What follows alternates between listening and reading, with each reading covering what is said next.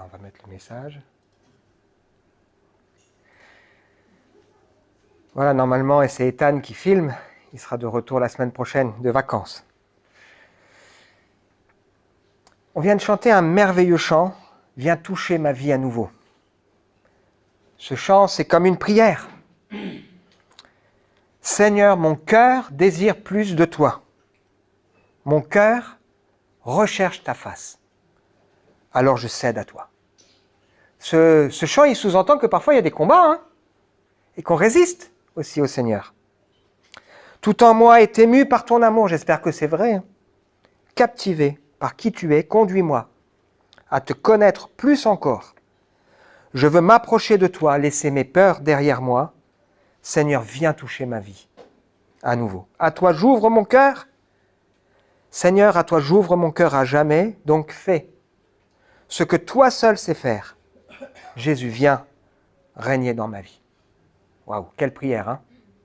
En tout cas, moi je fais cette prière pour moi-même. J'ai vraiment ce désir de connaître mieux le Seigneur. J'ai vraiment le désir qui touche encore mon cœur, ma vie. Mais je fais aussi cette prière pour chacun de nous ce matin, et pour ceux qui écouteront le message qui ne sont pas là, pour que le Seigneur touche leur cœur et se révèle à eux. Alors j'aime rappeler que le culte c'est un tout, et qu'il n'y a pas différentes parties qui se succèdent sans lien les unes avec les autres, mais qu'au contraire, chaque partie trouve son sens. Et donc depuis le début de ce culte, si vous avez fait attention, nous avons lu des textes qui nous rappellent que Dieu a une connaissance parfaite de chacun de nous. Sur son livre sont inscrits tous les jours qui nous sont destinés avant qu'aucun d'eux n'existe. La parole n'est pas encore sur ma bouche que déjà le Seigneur la connaît. La pensée n'est pas encore dans ma tête que déjà le Seigneur la connaît. Et puis on a aussi évoqué le fait que Dieu compte les pas de notre vie errante. Maintenant on a des applications sur nos montres. Puis des fois on oublie. Mais lui, le Seigneur, il sait. Comme il connaît le nombre de nos cheveux. Comme le Seigneur sait aussi les larmes que nous pouvons avoir. Il les recueille dans son outre. Elles ont du sens et elles sont précieuses pour lui. Mais c'est important pour nous de comprendre que si Dieu a une connaissance parfaite de nous, de tout ce que nous vivons, de tout ce que nous ressentons, ce qui est bien, ce qui est moins bien, surtout le Seigneur a des projets pour nous.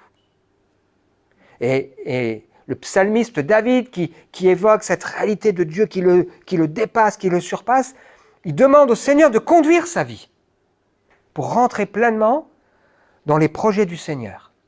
Est-ce que ce matin, nous avons envie de rentrer dans les projets du Seigneur?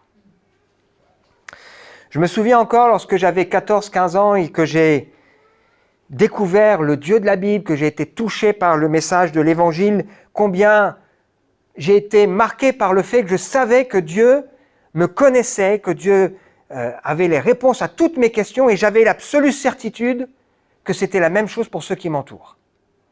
C'est ce qui m'a donné envie de servir le Seigneur. J'ai un peu vieilli depuis. Je rencontre régulièrement des personnes au café-change. J'ai eu l'occasion de faire aussi des conférences sur les questions existentielles. Et pourquoi je fais ça? C'est parce que j'ai l'absolue certitude que Dieu connaît chacun et que Dieu, dans sa bonté, a des projets bons pour les hommes et que ça vaut vraiment la peine de se confier en lui. J'ai envie de dire que cette conviction que Dieu sait et que Dieu m'aime et que Dieu aime les hommes et que Dieu veut les conduire, elle est renforcée encore par l'expérience, par l'étude et même par les sujets qui préoccupent les hommes. Et donc je crois vraiment que le Seigneur peut combler pleinement tout notre cœur. On a débuté depuis maintenant plusieurs semaines, même plusieurs mois, le partage d'une lettre, la lettre de Paul aux Corinthiens. Ce n'est pas une lettre facile, on l'a déjà dit. Mais en partageant le sujet de ce matin, en y réfléchissant, j'ai encore été marqué par le fait que ce sujet est extrêmement riche. Le fait de faire une lecture suivie le dimanche amène à aborder des sujets que peut-être on n'aurait pas abordés autrement. Et vous allez voir, ce matin, c'est un sujet que j'aurais probablement pas abordé. Mais, en même temps, ça nous amène à considérer des vérités tellement grandes. Et le sujet qu'on va aborder ce matin est au cœur de l'expérience chrétienne. Il nous rappelle qu'il y a un avant et un après. L'expérience chrétienne, c'est une rencontre. Peut-être en un Dieu dont on croyait ou qu'on ne croyait pas, mais c'est une rencontre avec un changement de cœur et de vie. Avec l'assurance aussi qu'à un moment donné, il se passe quelque chose à l'intérieur qu'on ne sait pas forcément expliquer. La Bible appelle ça la nouvelle naissance. Dieu qui vient vivre en nous, qui fait de nos corps son temple. Vous vous rendez compte ce que ça veut dire? Et qui veut se servir, comme on l'a lu tout à l'heure, de nous pour être en bénédiction aux autres. Nous incarnons quelque chose, individuellement et collectivement. Le sujet de ce matin nous parle donc du miracle de notre transformation de vie, un miracle qui n'est pas fini. Et puis il nous parle aussi de notre espérance chrétienne. Nous croyons en la résurrection, je crois en la résurrection. Il y a plein de gens qui se posent des questions, c'est quoi la résurrection, comment ça va se passer? Je crois que nous aurons un corps. Comme Jésus est ressuscité avec un corps, nous aurons un corps. Un corps glorieux, qui sera plus soumis aux infirmités, qui sera plus soumis aux maladies, qui sera plus soumis aux aléas, qui sera d'un éclat différent de celui d'aujourd'hui. Mais nous aurons un corps. Et le Seigneur créera de nouveaux cieux et de nouvelles terres. Et nous avons cette espérance extraordinaire. Ça nous place aussi au cœur de cette idée aussi de Dieu qui veut nous redonner notre dignité. Parce que le péché, il enlève la dignité de l'être humain. Le péché fait beaucoup de dégâts. Et le sujet qu'on va aborder ensemble ce matin évoque aussi l'idée de la liberté, la véritable liberté que le Seigneur veut pour nous. Une aspiration essentielle pour chacun d'entre nous. Et donc on est au cœur de l'amour de Dieu pour nous et de Dieu aussi qui veut nous apprendre à nous aimer nous-mêmes. Savez-vous que Dieu veut qu'on s'aime?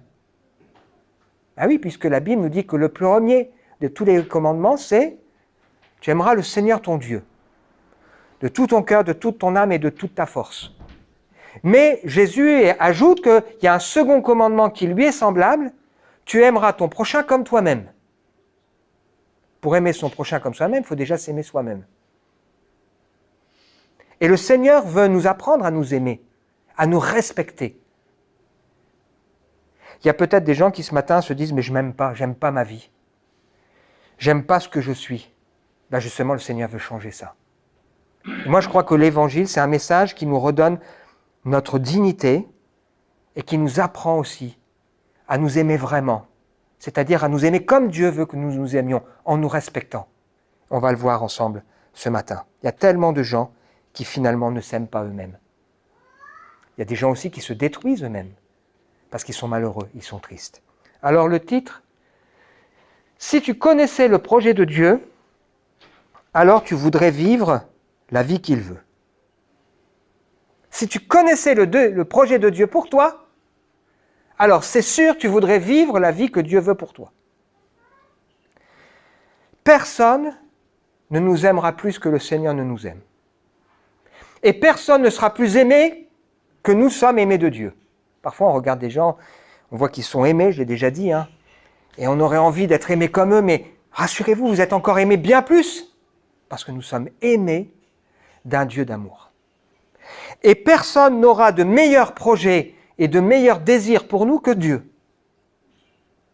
Et personne ne nous connaît mieux que Dieu ne nous connaît.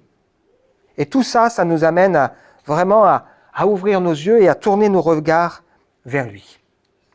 Avec cette assurance que le Seigneur veut nous conduire dans ses projets pour nous. Donc on est dans le texte qu'on va lire au cœur du projet de Dieu, au cœur de l'expérience chrétienne, au cœur de ce que Dieu veut aussi ouvrir nos yeux pour nous amener encore plus loin à mieux le connaître. Alors on a vu ensemble que la lettre aux Corinthiens s'adresse à des gens qui vivent leur foi et que tout n'est pas simple. Heureusement pour nous, tout est facile.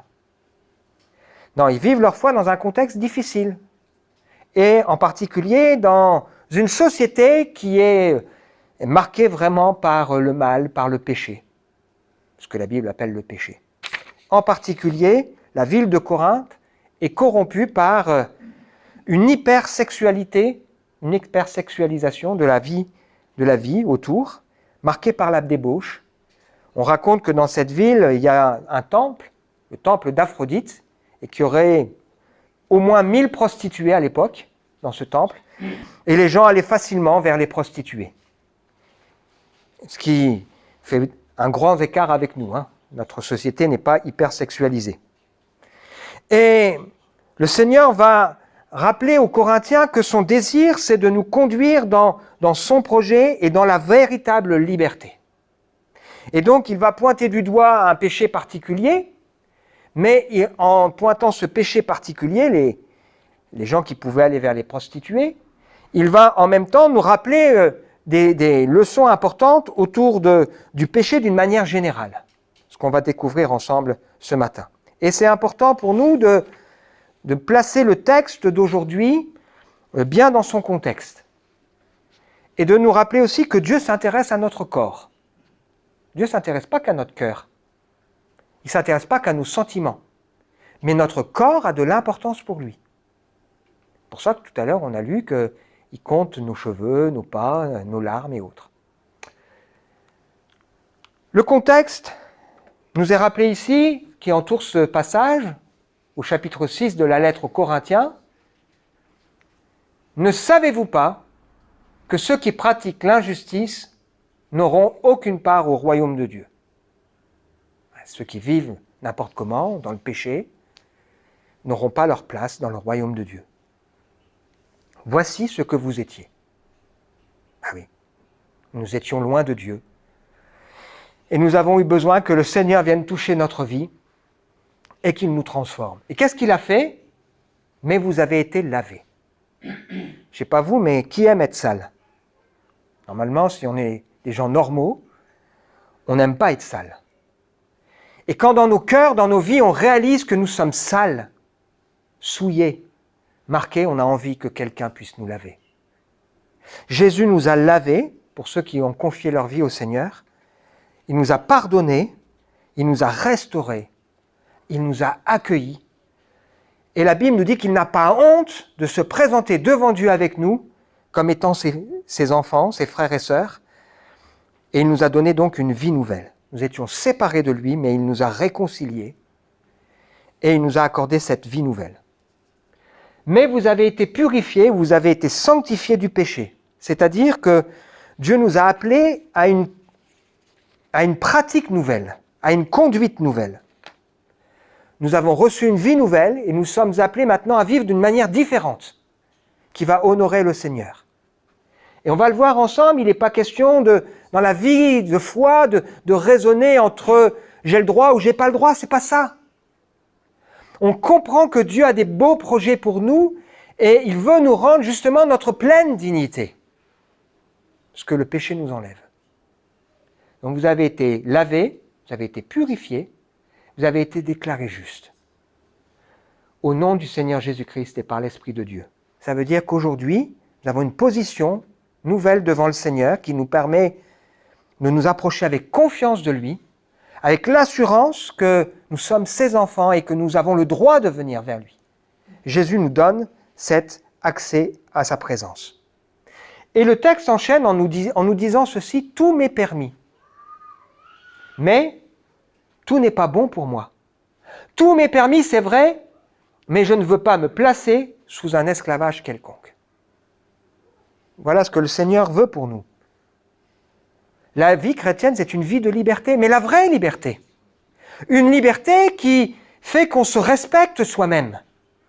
Et pas une liberté qui fait, quand on peut se dire, de toute façon, je fais ce que je veux, mais qu'en faisant ce que je veux, je me détruis, je m'abîme, et je deviens esclave de choses qui me dominent. Je suis ensuite marqué par des choses qui me font honte, et dont j'aurais tellement voulu ne jamais avoir touché ou pratiqué. Dieu veut nous conduire dans une liberté qui nous respecte et aussi dans une liberté qui respecte les autres. Il veut nous conduire dans une liberté qui ne va pas détruire notre relation avec lui. Un peu plus loin dans cette même lettre, il dira « Tout m'est permis, mais tout n'est pas bon pour moi. Tout m'est permis, mais tout ne m'aide pas à grandir dans la foi. » Et donc, en tant que croyants, qui avons vécu quelque chose avec le Seigneur, qui avons conscience de son regard parfait sur nos vies et de ses désirs parfaits pour nous, ben nous n'avons pas envie de nous laisser prendre, attraper par des choses qui sont mauvaises, qui sont finalement des pièges, qui vont nous conduire dans la honte, qui vont nous salir, qui vont nous souiller, qui vont nous détruire, qui vont nous abîmer, qui vont avoir des conséquences graves autour de nous, dans nos relations aussi avec les autres. Le projet de Dieu, c'est de nous rendre libres, de la véritable liberté. Et puis enfin, ce texte, il est entouré par une autre vérité tellement importante. Vous avez été rachetés à un grand prix. Honorez donc Dieu dans votre corps. C'est un programme, ça, hein? Est-ce que nous réalisons que le salut de notre âme coûte tellement cher qu'on ne peut pas le payer nous-mêmes? Et que le seul qui pouvait payer ce prix, c'est Dieu lui-même en s'incarnant dans la personne de Jésus, et au prix de grandes souffrances. Jésus a été le souffre-douleur qui a offert sa vie sur la croix pour accomplir pleinement la justice de Dieu et nous permettre d'être réconciliés, pardonnés, d'avoir accès à la grâce de Dieu. Quel prix plus grand pouvait payer Dieu pour nous? Il a prouvé son amour envers nous en venant dans un corps semblable au nôtre, lui qui est le Dieu infini. Il s'est incarné, il a pris part à notre humanité, et ça n'a pas été facile la vie de Jésus, et il a pris part aussi à nos défis de la vie. Mais il a surtout pris notre place sur la croix pour que nous puissions être sauvés. Le projet de Dieu, c'est de nous rendre participants de son royaume. C'est de nous permettre de vivre donc une vie nouvelle, une conduite nouvelle et une position nouvelle. Et il nous invite à honorer le Seigneur dans notre corps.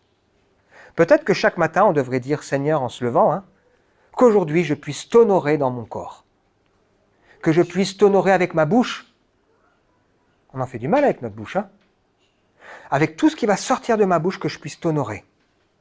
Que je puisse t'honorer avec mes yeux, que je puisse t'honorer avec mes oreilles, que je puisse t'honorer avec mes mains, ce que je fais vers de mon corps, que je puisse t'honorer aussi avec mes pieds là où je vais aller. Parce que c'est très pratique tout ça, on l'a bien compris. Le corps, c'est ce qui nous permet d'entrer en interaction avec le monde.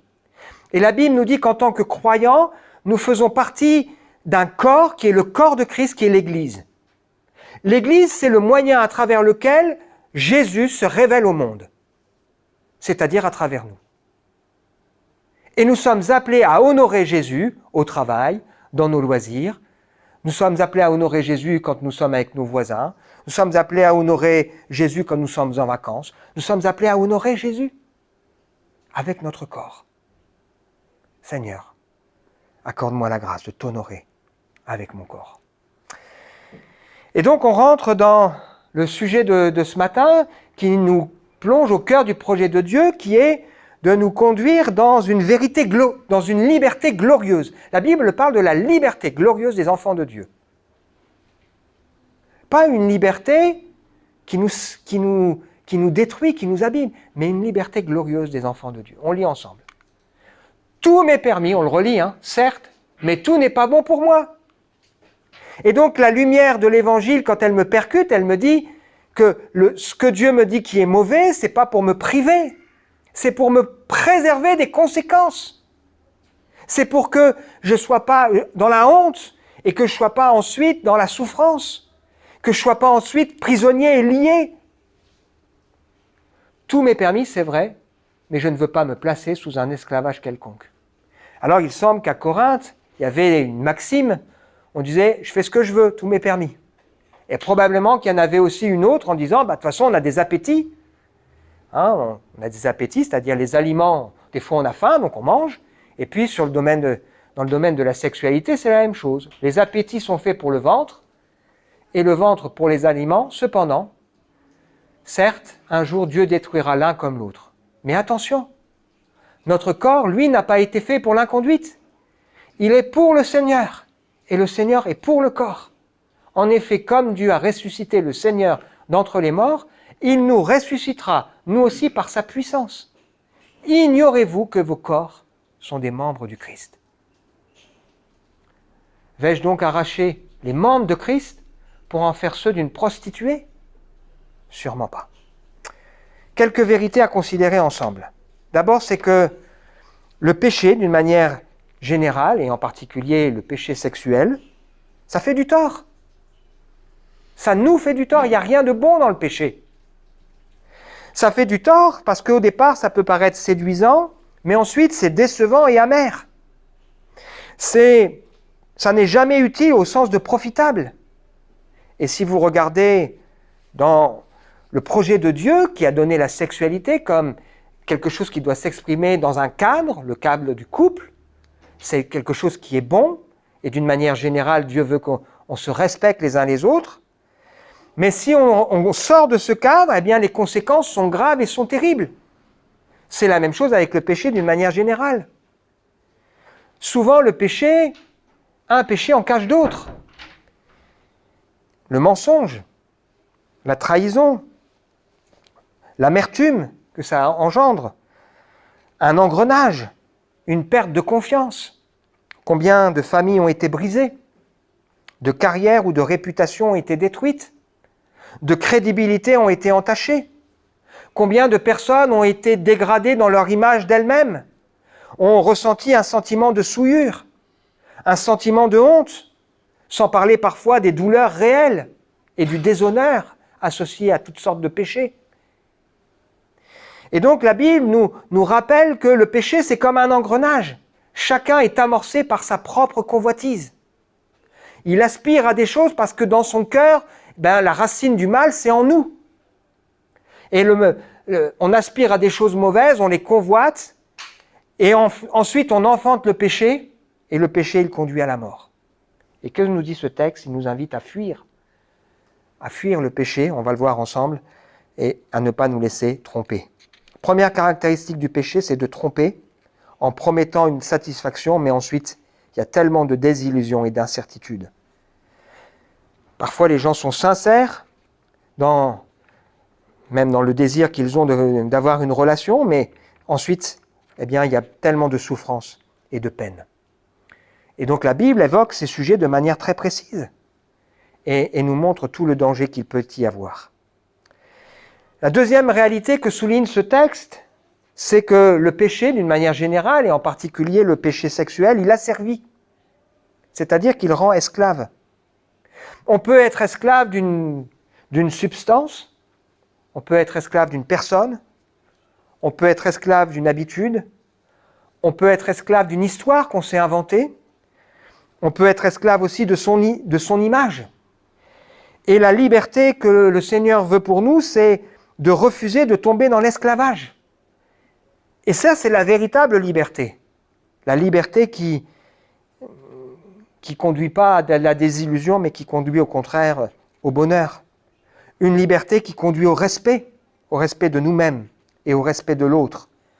Une liberté qui nous apprend à devenir maître de nous-mêmes. C'est pas simple ça, de se maîtriser. Il semble qu'à Corinthe, c'était une des caractéristiques. Les gens se laissaient facilement livrer à eux-mêmes. Et le désir de Dieu, le projet de Dieu pour nous, le fruit de la vie de Dieu pour nous, c'est de nous remplir d'amour, de joie, de paix, de patience, de bienveillance, de douceur et aussi de maîtrise de nous-mêmes. Savoir maîtriser nos actions et nos réactions. Et puis on le voit ensemble ici, c'est que le péché, il pervertit. La définition de pervertir, c'est détourner de sa vraie nature. C'est corrompre et fausser. Et ce texte nous rappelle que nos corps ont été créés pour Dieu. Nos corps ont été créés pour Dieu. Et donc quand, avec notre corps, nous faisons des choses qui déshonorent le Seigneur, nous passons à côté du projet de Dieu pour nous. Ce à quoi nous avons été créés. Nous avons été créés pour honorer le Seigneur. Le Père a créé le corps, le Fils nous a rachetés, et le Saint-Esprit vient faire son temple de nos corps. C'est pas rien quand même. Et le projet de Dieu, c'est de nous conduire vraiment dans une vie qui l'honore et qui le glorifie. Paul écrit aux Philippiens au chapitre 3, « Beaucoup ont pour Dieu leur ventre. Ils mettent leur fierté dans ce qui fait leur honte. Leurs pensées sont dirigées vers les choses de ce monde, alors que nous sommes concitoyens des cieux. D'où nous attendons ardemment la venue du Seigneur Jésus-Christ pour nous sauver. Il transformera notre corps misérable pour le rendre conforme à son corps glorieux par la puissance qui lui permet de tout soumettre à son autorité.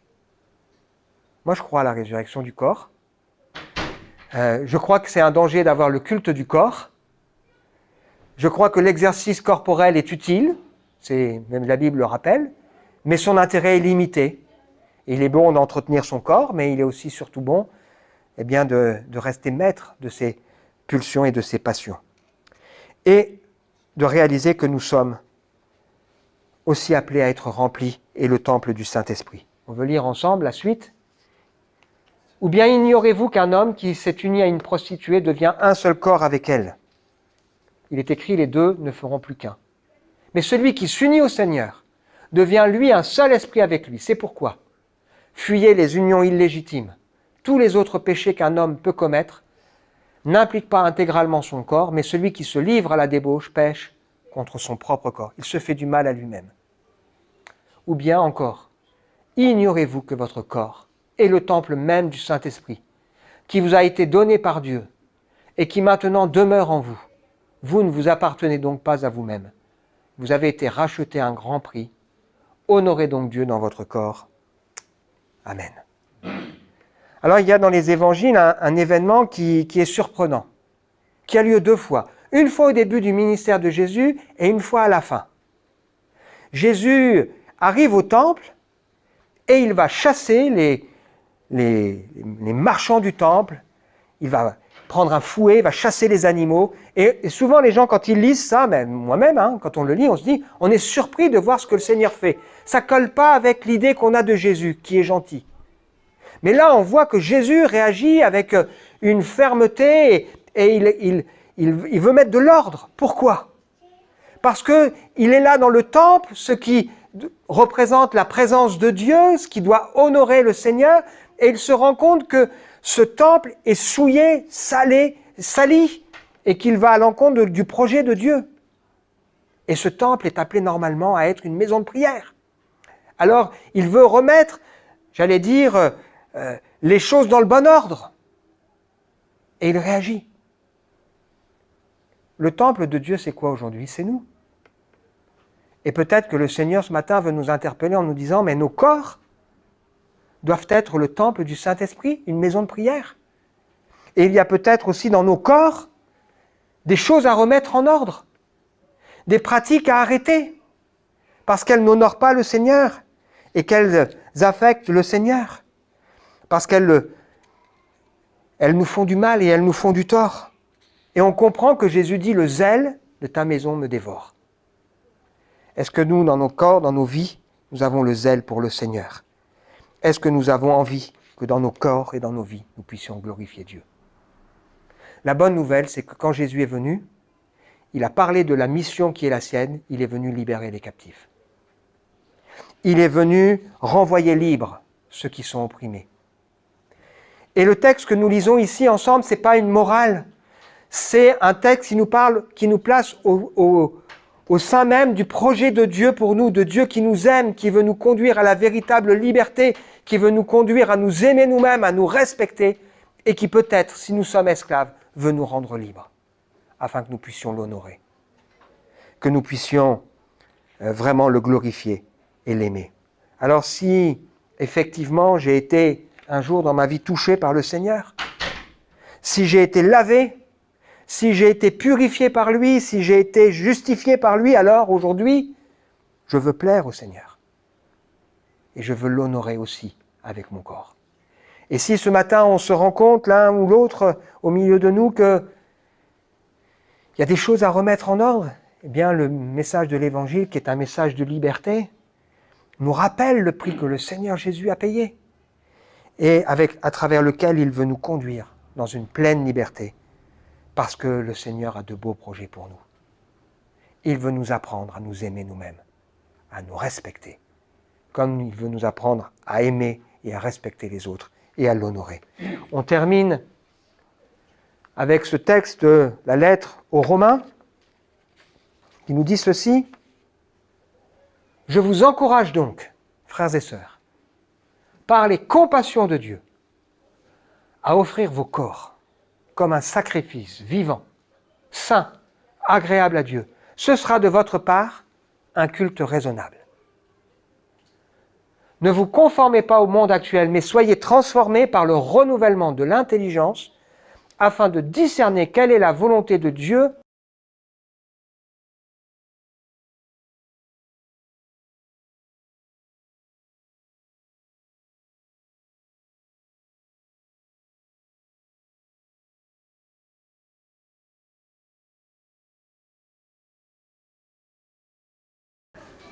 offrir son corps au Seigneur comme un sacrifice vivant, saint et agréable à Dieu.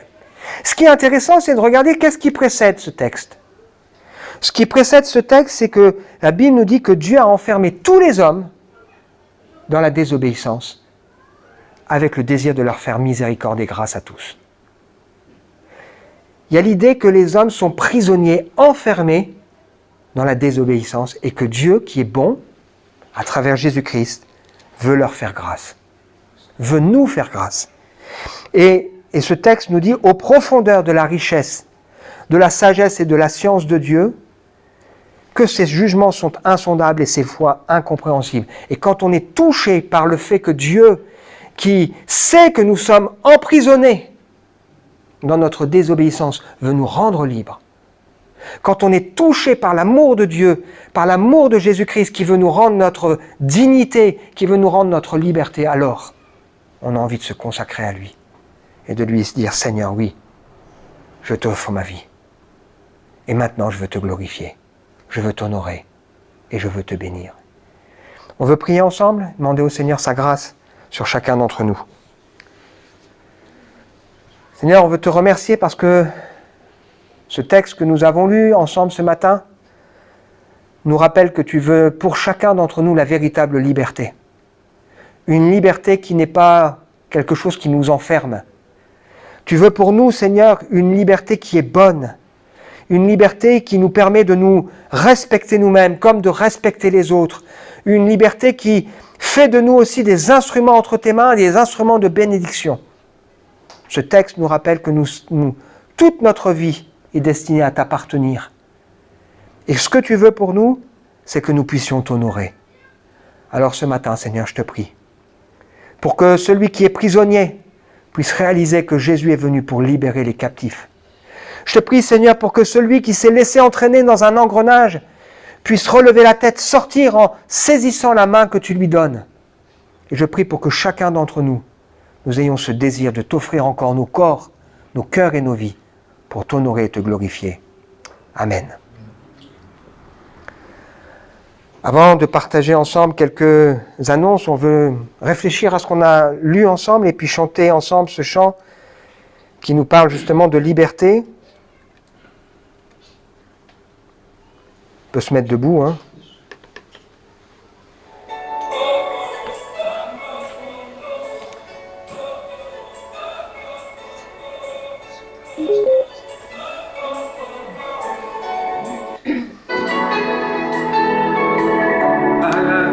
Tu as déclaré, tout est accompli, dans le prix de chaque vie. La mort n'a pu te retenir, je sais que tu es ressuscité,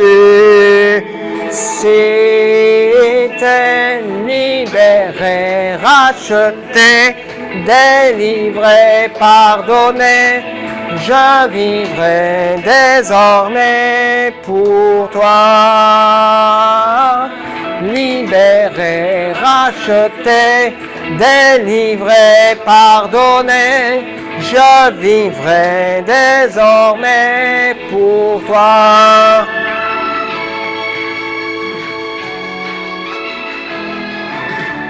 Mon cœur, tu fais résonner le son de ta voix, afin de diriger mes pas. Tu es le rocher de ma foi, Dieu d'éternité, je te suivrai, libéré, racheté, délivré, pardonné. Je vivrai désormais pour toi, libéré, racheté, délivré, pardonné. Je vivrai désormais pour toi. Oh, garde-moi toujours près de toi. Oh, oh, tu es mon secours et ma joie. Oh, oh, garde-moi toujours près de toi. Oh, oh, libéré, racheté, délivré, pardonné. Je vivrai désormais pour toi. Libéré, racheté, délivré, pardonné, je vivrai désormais pour toi.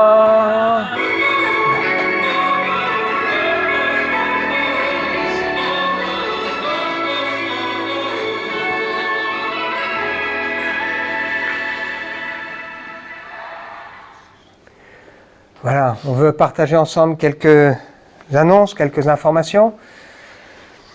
C'est les vacances. Cette semaine particulièrement, on a pas mal d'absents. La semaine dernière, l'église était bien remplie. Mais on veut continuer d'aller de l'avant par la grâce et pour la gloire de Dieu. On a reçu cette semaine avec Anaïs et Savinien Mathieu Audap, qui est le référent pour l'église auprès du conseil de l'association Baptiste. On a pu évoquer aussi le projet qui est bien engagé pour nous, avec l'achat du local à côté, et puis voir comment l'association pourrait éventuellement nous aider. Et on veut prier que le Seigneur permette que nous puissions avoir une aide aussi de l'association avec un prêt à taux zéro. En tout cas, on veut réaliser aussi la saison particulière que nous vivons. Cette semaine, la semaine passée, là, j'ai eu plusieurs personnes nouvelles avec qui on va engager un parcours découverte. Il y a au moins 3 personnes nouvelles avec qui on engage un parcours découverte. C'est exceptionnel et c'est important pour nous de le réaliser. Sans compter ceux avec qui je vis déjà ce parcours et qui ne sont pas encore dans l'église. Et donc on veut vraiment réaliser le privilège qui nous est donné par rapport à ça. Comme a pu vous le dire Savinien la semaine dernière, on a reçu l'accord officieux du permis de construire. Il faut maintenant que ce soit formalisé. Bon, c'est les vacances, il faut que les choses elles aillent au bout, avec les rédactions des documents, et puis en plus que ce soit signé par la mairie. En même temps, on regarde déjà comment on va pouvoir faire les choses, et puis on sait que Jimmy commence une formation de plaquiste au 1er septembre, pour 4 mois, et donc on voit que c'est une bénédiction pour nous, puisqu'on aura particulièrement besoin de ça, et Jimmy a dit qu'il était prêt à aider pour faire les travaux. Ce sont des petits travaux, mais il faudra les faire. Et donc on veut se réjouir, on voit la main du Seigneur. On a aussi pu le dire aussi qu'il y a un frère qui nous permet d'avoir les portes et les fenêtres et autres à prix coûtant. Et il y a une entreprise qui déjà accepte donc de ne pas nous facturer plus que le prix coûtant les matériaux, juste la main d'œuvre. Donc c'est vraiment une grâce, on est en train de voir comment on peut diminuer les coûts. Et puis voir comment des personnes peuvent nous aider pour réaliser les travaux. Donc encore cette semaine, je rencontre quelqu'un, c'est Céline Morette, pour ceux qui se souviennent d'elle, qui habite Saint-Dié, qui venait de temps en temps ici, qui participait le mercredi, qui m'a mis en contact avec ce monsieur. On verra si effectivement il accepte de nous donner un coup de main. Il est retraité, aujourd'hui il était plombier chauffagiste, donc ça pourrait être une belle occasion que le Seigneur permette que si ce monsieur veut bien aider, qu'il puisse le faire. Est-ce que par rapport à ça, il y a des questions? Bon, on continue les autres sujets. S'il te plaît, la suite. Donc, on a eu l'occasion de le dire la semaine dernière. C'est Anaïs qui est à l'origine de ça. Donc, prévu donc, de faire une sortie pique-nique samedi prochain au lac de Bouzé. Donc c'est l'occasion pour les jeunes d'être ensemble, mais pas que les jeunes. Donc on peut venir simplement pour le pique-nique, on peut venir pour le pique-nique passer une partie de l'après-midi, on peut venir après le pique-nique juste pour saluer les gens. C'est très ouvert.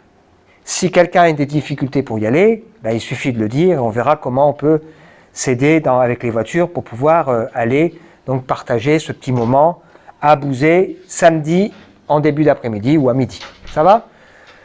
Je pense que le plus simple, c'est de se retrouver à 11h30 sur le parking à côté ici et puis de s'organiser avec les voitures. Donc si vous comptez venir, si vous avez un problème de voiture, dites-le et on verra comment on peut s'organiser. On a repris contact aussi avec Allah et on espère que ses enfants pourront venir. Vous savez, Allah, notre sœur qui a été opérée avec son cancer et qui aujourd'hui peine à pouvoir revenir. Du coup, les enfants ne viennent pas. C'est aussi l'occasion pour eux de pouvoir renouer avec l'Église. On reprendra les études bibliques mercredi 27, donc pas cette semaine, mais la semaine d'après. Par contre, on a nos réunions de prière. Et puis, on a aussi un concert de jazz, on en a déjà parlé. Vous aviez la semaine dernière Marc Odab qui était là, et donc, qui est à l'origine de cette initiative. Donc Marc était très engagé dans sa foi. Il y a Dominique aussi, de l'église de Mirecourt, qui est batteur et qui est luthier professionnel, qui viendra participer. Et puis on a encore, normalement on a mis quartet, donc c'est 4 personnes, mais en réalité ils seront 5.